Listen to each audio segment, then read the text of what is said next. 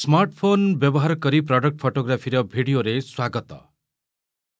प्रथमे आमे product photography अर्थ बुझिबाकू जाउछु। Product photography सरल अर्थ हेउछि एक निर्दिष्ट उत्पादर छवि को एक आकर्षणीय उपाय रे कैप्चर करिबा, जहा उपभोक्ता किंबा क्रेतांकू सही उत्पाद किनिबाकू उत्साहित करिथाय। अर्थात चित्र जेते भल हेबो, क्रेता उत्पाद किनिबा पाई सेते अधिक उत्साहित अनुभव करिबे। प्रकृतरे आपणक फोटोर गुणवत्ता आपणकू आपणक प्रतियोगींक ठारू अलगा करि पारे। एहार अर्थ हेउछि जदि आपणक फोटो आपणक प्रतियोगींक ठारू भल, तेबे आपण बजार रे प्रतिद्वंदींक तुलना रे फॉरवर्ड स्थिति रे अछंती।